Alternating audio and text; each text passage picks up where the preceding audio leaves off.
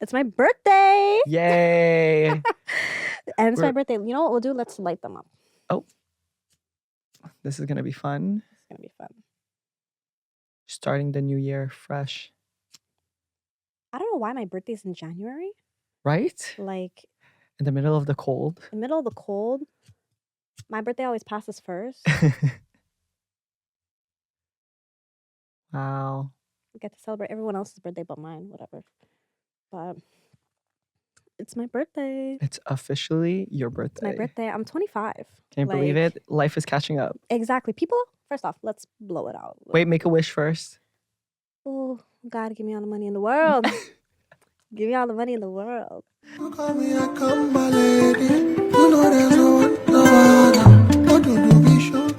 yeah, it's my birthday. I'm 25. Officially? Officially. Welcome to the Cultr Connect. My name is Leila, Jama. And today, let's put the cake down. And let's talk some shit. So, today, the whole point of this episode, honestly, is just to give a little background on who I am. Yeah. A little and introduction. What I started the show for. Yeah. We're calling this episode Intro to the Culture. So, let's introduce the culture. You know what I'm saying? You see me looking at my phone is because I tend to yap. We love yapping. I tend to yap a bit too much, and I'm on a time crunch. So let's get this. Let's get it going. Exactly. So yeah. So I'm part of Afrobeats Montreal. We've brought some of the biggest artists in Afrobeats to Montreal. Some of the likes of Burna Boy, obviously. Big artists. Yeah, we've done WizKid. We've done Ruger. We've done Ira Star. We've done Uncle Waffles. We've done Benson. If I started out real quick, my experience with Afrobeats Montreal started out as I'd say it was as a bottle girl. So I joined Afrobeats Montreal in 2022 during Burna Boy's after party, and that day was really, really fun. How I got into contact with Afrobeats Montreal was actually really funny. What's it called? I was following the page at one point where I saw the ad for Burna Boy, and I was like, oh my God, what if they said that there would be like service, like waitressing and things like that. So an opportunity. I was like, listen, if I even give a background a little bit as to what I was doing initially in 2022, I was in the mortgage industry. So yeah, I was in the mortgage industry. And during early 2022, that's when the mortgage crash happened in Canada, where all the rates went up to 7% and above. People stopped buying houses. I was in mortgages. My commission was slashed. So it was not pretty. So once I saw Afrobeats Montreal was advertising that, you know, Burna Boy was going on and that there was service happening, bottle service, I was like, listen, I'm not getting off the phone until I'm hired. So I harassed that number. My boss will tell you I harassed that number. Every number that was on there, I called 6 times in a day. I said, listen, you're gonna hire me. You're gonna hire me. You don't have a choice. Yeah, you don't have a choice. So, in this case, so that day, once I got there, how was it? There was a lot of girls. There's a lot of girls that I met there that I became long-term friends with. Wow, that's amazing. Yeah. Were you stressed? It wasn't even really stressful, honestly. Like if I start the story out, like I got there super early. I was the first one there.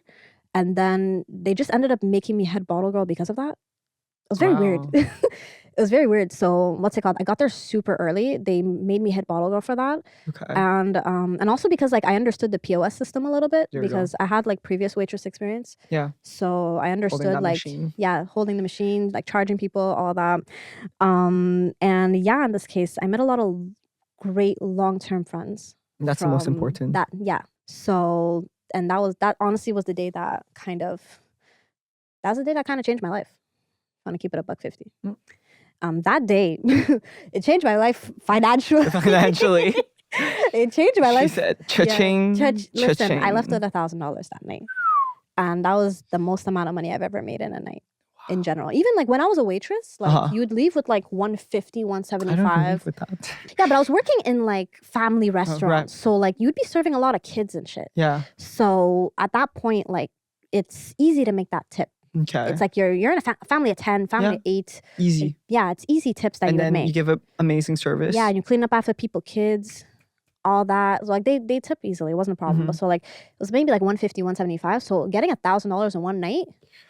That's a life-changing moment. Is crazy. So, but before even the event itself, I was doing hardcore promotion for them. Oh, wow. Yeah. Like before? Before the show, like I was making videos of myself, like saying, oh, Burna Boy is coming. This person's going to be here. This person's going to be there. It was already in your footsteps, basically. Yeah, exactly. Like I knew that I had to hustle for it and I wanted to like stand out a bit. So I was doing hardcore promotion, and I remember that. I still have all the memes I was posting for it, the videos I made for it, all that. Wow. But yeah, what's it called? In this case, it was a really, really great night. Yeah. And that's what kind of brought me into contact with my boss, who owns Afrobeats Montreal. Honestly, like he's really, really cool, and he's very knowledgeable. It's someone who like I've gained a lot of experience from and a lot of wisdom from, and just his work ethic as well is really, really cool. It's really cool to see. So yeah, that's kind of how I started with Afrobeats Montreal. And my work with them, like my work with Afrobeats Montreal mostly started in like service. So yeah, that's when I started doing bar management. And once it kind of went into when it kind of like went past bar management, I was making connections within the private transportation industry. So like the black trucks, the S classes, the Maybachs, the Escalades. Yeah, the Escalades. You cannot miss an Escalade. Exactly. Like just like the private transportation in general. So that's another thing that I brought to Afrobeats Montreal as well, which is cool. Yeah, that's kind of the experience that I've gotten. Also like artist logistics, booking, that type of thing. Yeah, you're always on your phone. Yeah, I'm always on my phone. Exactly. 24/7, like planning and all of that. I'm like, Leila, can we just like have like dinner and like, you know, enjoy? She's nonstop. I can definitely tell you guys that. Yeah, it's work. Like it's not even that it's work, but it's like it's something that I really love. And that's the most important thing. If you really enjoy what you're currently doing, of course you're gonna pour all your heart into. You're invested, basically. Exactly. And it's something that I really love. And just Afrobeats in general is something that I'm super, super passionate about. And it's something that I've always been passionate about. I remember, like, obviously, we met Kevin in high school. Yep. I met Kevin in high school. Yep. And he's been my high school best friend since. How many years ago? C'était quoi, 2015? Ça fait presque Même 10 pas. ans. 2015, 2015. Yeah, so 2015. 10 years. Shit. Oh yeah, almost 10. God damn. Oh, we're getting there. We're getting there. Bro, I'm old as shit. No, Damn. we're getting there, guys. So in terms of artists that I've done, I was head of service for Burna Boy. I actually served him that day. He was really, really nice. Okay. What's it called? I was head of service for Burna Boy. Head of service for Taiki. What else? And then those are the two where I was actually on service. Okay. And then the rest was mostly just management, where it's like meet and greet management, that type of thing. Okay. So in terms of like my experience in bar management, see, like my experience with bar management honestly was pretty cool, but especially I was a crash out. If you want to keep it a buck. A crash out, damn. I was a crash out during that time, and I'd say that because like when you're in bottle service, yeah, people will try you, especially men. I'll tell you for free. Okay. Men, I need to even sit down for this. Oh, men. Oh, this is about to be interesting. Yes, men will try you. Men will try you, and you just need to try them twice as hard. That's really just how bottle service works. Okay. Right? So you really just need to try them twice as hard. I think the worst situation I had was during Taiki when I was the floor manager. Oh Lord, this one was actually pretty wild. Guys, buckle your seatbelt. Yeah, it wasn't even wild, honestly, but it was just the worst one. The worst situation I've had, I guess, in bottle service management was when I was doing Taiki, and there was this one of my waitresses came to me and she was just like, Leila, I don't know what's going on with this client. Like, can you go see what's up? So I'm like, bet, no problem. So I go and see him, like, hey, is there a problem? Then he's just like, I haven't gotten my bottles. Okay. And then I was like, oh, okay, like, how did you pay? Was it cash card? Because I'm gonna go find the receipt, or I'm gonna go find the cash for it, right? Yeah. Then he's like, no, I didn't pay yet. Okay. So I was just like, okay, well, sadly, like, it's cash and carry. Like, the way our system works, like, whenever I'm manager or whenever there's like a event in general, it's cash and carry. So you're not gonna get a bottle until you pay. And you come to the bar manager, or you go to the floor manager, whatever, and you show up method of payment, whether it's gonna be the cash, whether it's gonna be the car, the receipt, whatever. You show proof. So I told him, like, hey, I can't do that, sadly. Like, you need to pay first. And because I think he was like a promoter. I didn't know who he was at that time. I was still rather new. Okay. So he just got heated. Oof. And I think it was like his sister's birthday, or some girl in the section's birthday. I'm pretty sure, because he wanted to make it like perfect for her. Yeah, exactly. But it's not even that, really. It's not even that. He was just a piece of shit.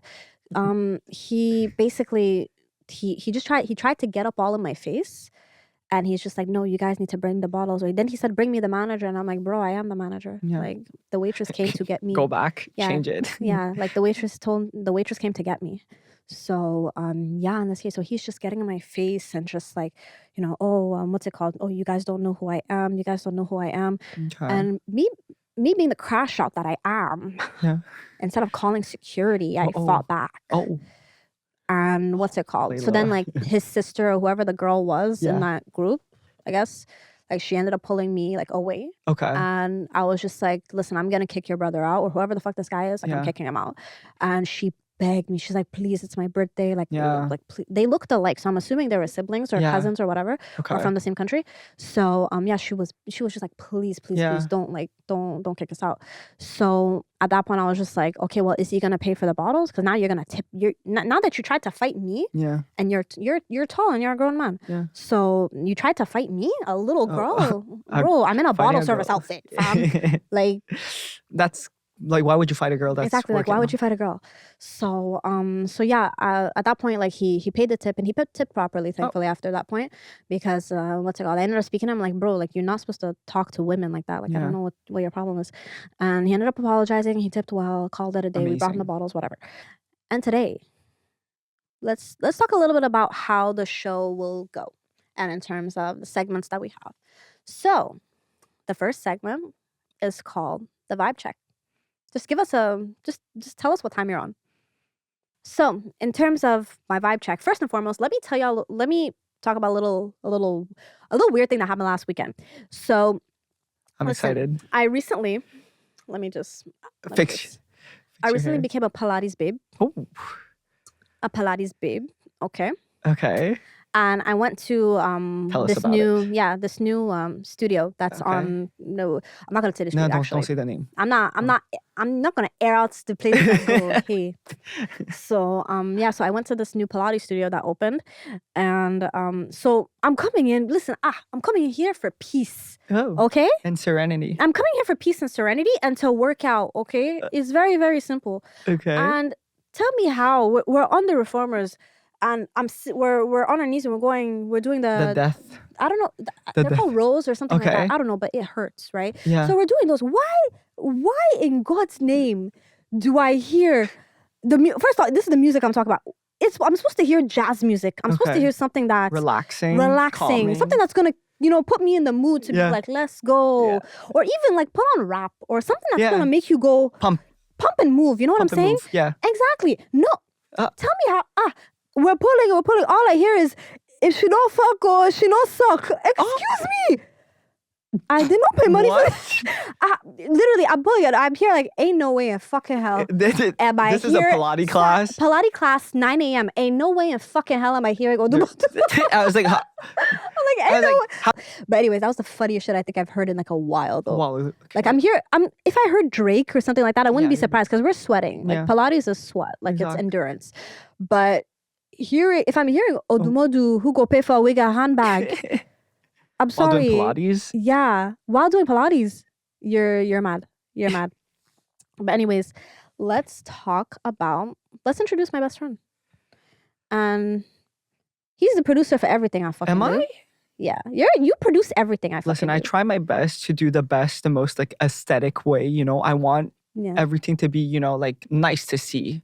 You know, you're watching something for a reason, and I want to make something that's attractive. I want the engagement. I want people to, you know, like see my vision type of thing. You know what I mean? So exactly. And honestly, like Kevin is we known Kevin at this point for 10 years. Yeah, 10 years now. 10 years now. Nuts. 10 years is crazy. Yeah. But yeah, we've known Kevin for a very long time. He's the art behind everything I do. I mean, it's just that, you know, I graduated from like from art program? from a art program in Montreal, and actually like I really saw different like perspective of things. Like I'm always like a black and white type of person, clearly. I'm really a black and white person, but really by studying art and all of that, it really like opened up so many like different perspective of art, you know? So that's why now I'm just feeling more and more, you know, different colors around, you know, kind of, but I'm still wearing black, but I'm feeling more and more, you know, so. Nah, especially, yeah. And honestly, like your eye for art and design in general, or just like your eye for aesthetic. I just really like anything. It could be anything. I could be cleaning the house. I could be, you know, like moving chairs around. I could be painting. I could be doing anything. I enjoy life. That's what I can really tell you. And you enjoy life is an art.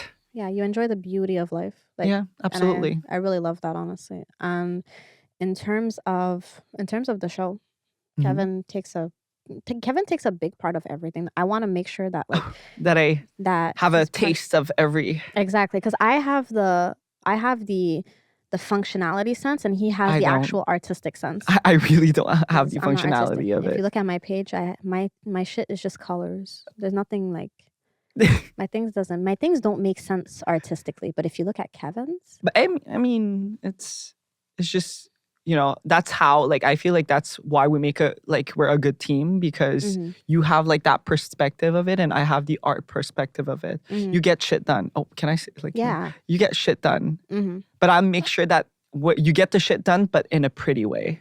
I love that. You know? Exactly, and I love that. So now that we did the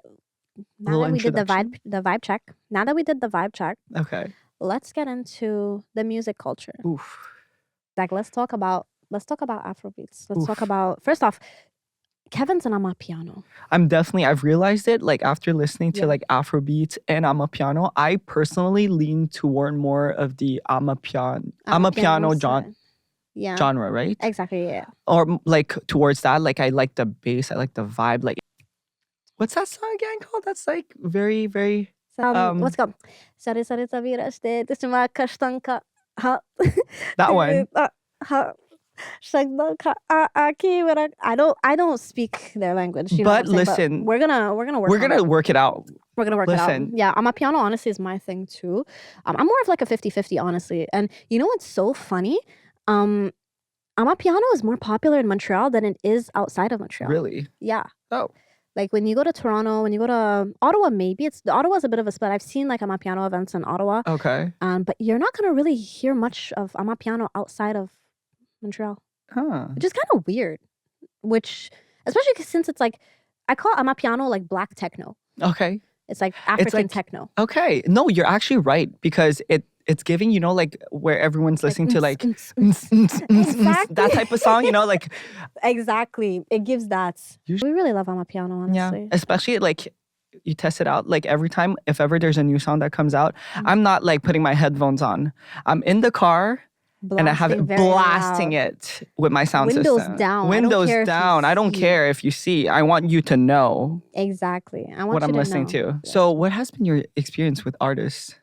Like artists in general? Yeah. I'd say, honestly, like I try as much as possible to stay out of the way. Okay. Especially because like my experience with it started in bar management. Okay. So yeah, my experience with it started in bar management. So when it's a concert, bar management is not needed.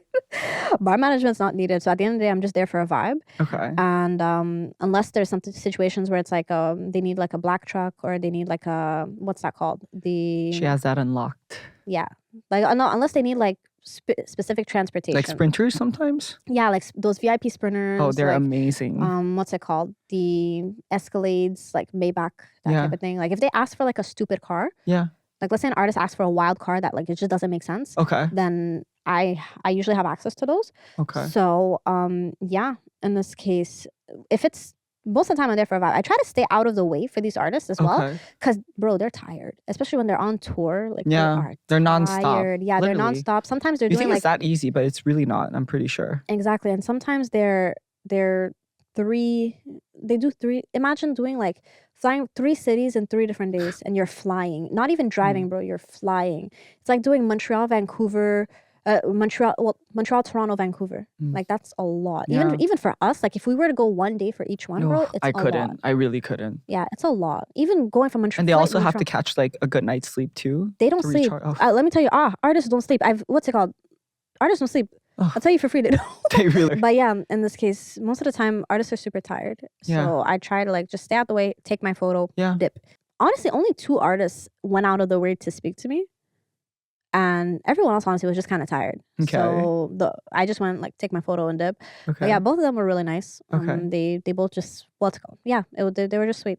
Yeah. And in terms of like my culture influences, I'd say like my introduction to Afrobeats was in like it's when I first came to Saint Laurent. I went to That's 2015? Yeah. My first introduction to Afrobeats was in like 2015. Yeah, one that I stuck with was like Malik Berry. Ooh. Malik Berry is he's tough, especially during that time, that zone he was in. What's it called? What songs were out there? Echo Miami, Been Calling, For Me, like those songs, like those shaped my high school experience. I didn't really have much of like a African influence around me, so what I really stuck to was music. Yeah. So I feel like that's what kind of brought me closer to even my culture. So yeah, Malik Berry was really like a crazy entry point for me.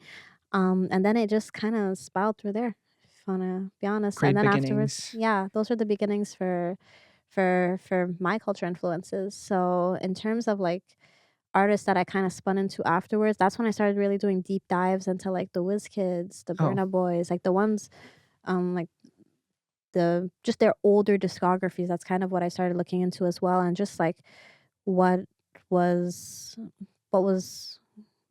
how it even really started. So that's kind of where I developed my love for Afrobeats.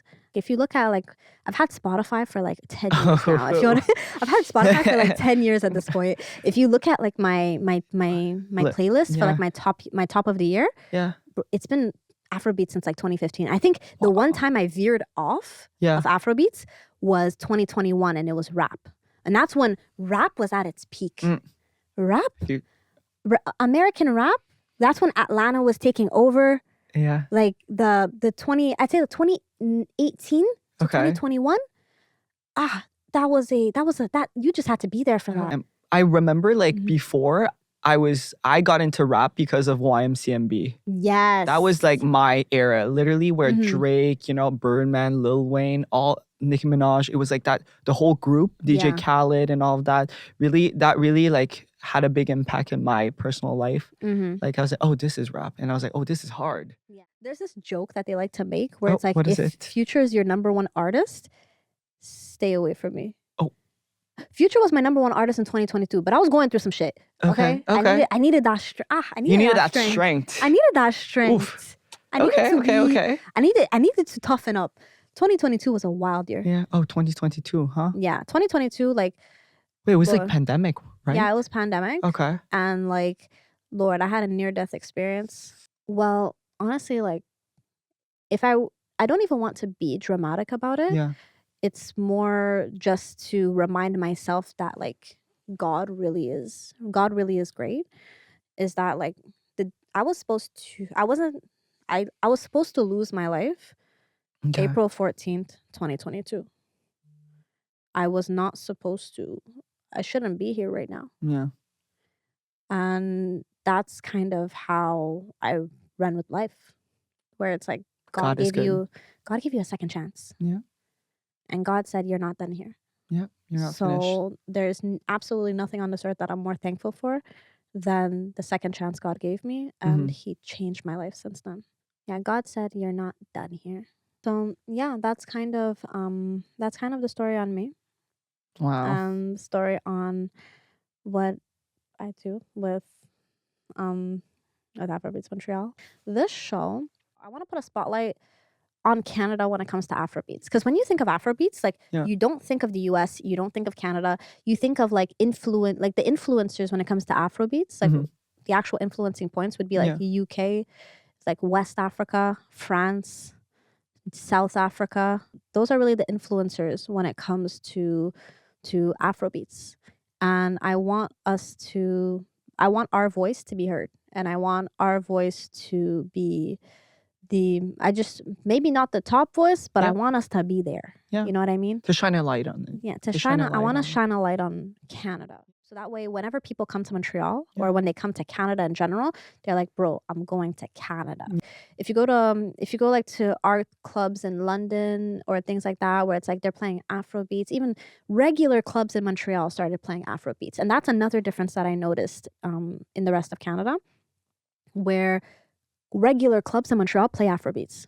You're not going to see that in Toronto. You're not going to see that in Vancouver. Yeah, you're not going to see that. You're going to hear, like, if you go to a white club here, let's say, in Montreal, you're going to hear Afrobeats. And that's crazy to me. You'll never see that in Toronto.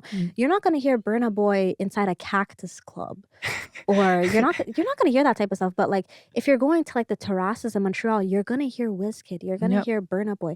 You're going to hear they're in with the trend. They know. Yeah, they're in with the trend, and I don't know like what caused Montreal to be like that, but it's just so interesting to me, and that's why I'm just so passionate about this city. And I feel like we have a lot of culture to give.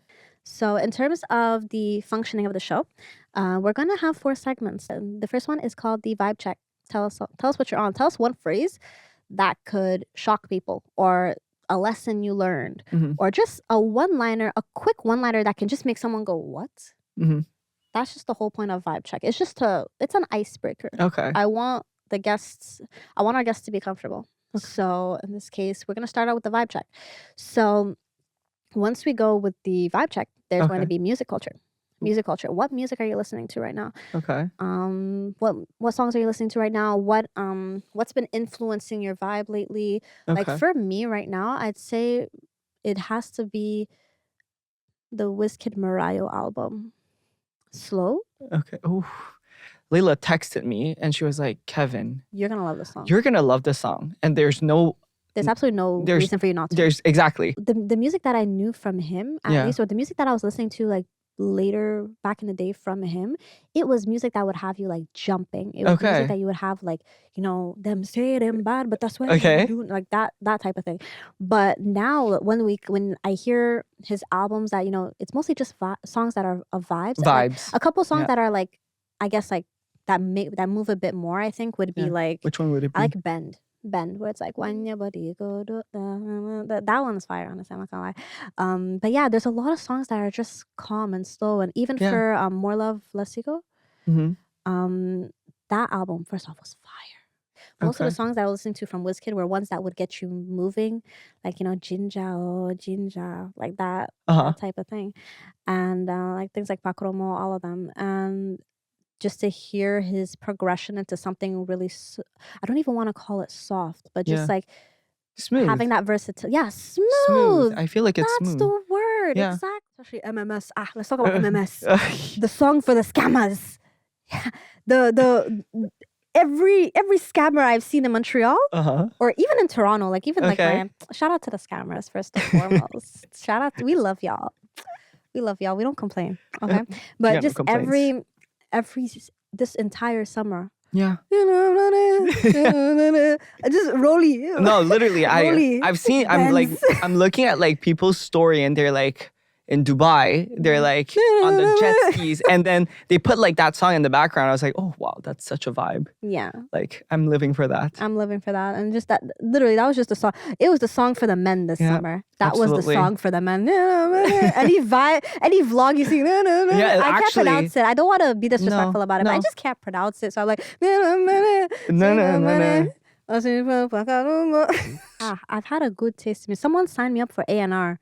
First off, let me talk about something. There was this one time where I was speaking to one of my friends in the car, and Nikkei came on.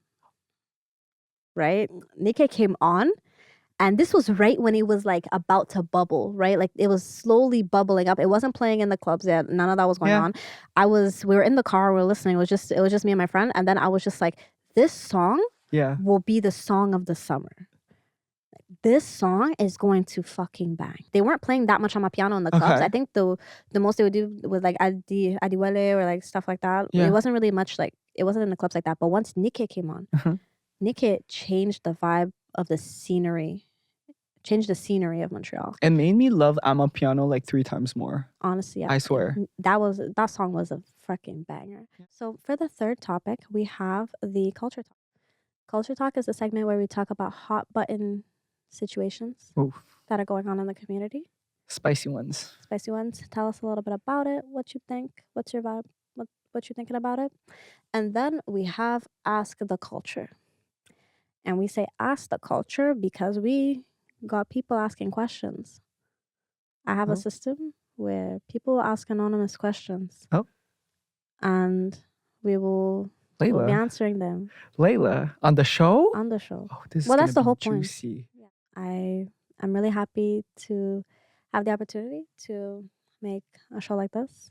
And it's always been something we've spoken about. Yeah. You've been wanting to do this a long time now. So I'm really happy to create a platform where our voices can be heard within the Afrobeats space, within not even within Canada, honestly. I just want to be able to create a voice for Canada when it comes to Afrobeats. Yeah. And one of the main things that I'm using to do that is that this podcast will not be in French. Oh. This podcast will not be in French. She said what she said. So yeah, we have so many podcasts in Quebec that are French that don't make it out of Quebec. So I want us to be able to be a voice for Afrobeats. Most of the people in Afrobeats don't speak French. To be able to basically create a voice for Afrobeats, it needs to be in English. Yeah. So with that being said, this will be an English podcast. So my goal with the show is to bring on influential people who help the growth of Afrobeats in Canada. You know, the people who make the moves to bring the artists you love, the people who make the moves to make sure you have a good time. You can basically just get a sneak peek as to what happens behind the scenes. I'm looking forward to having you guys on and watching. And the podcast itself will be available on YouTube and on Spotify.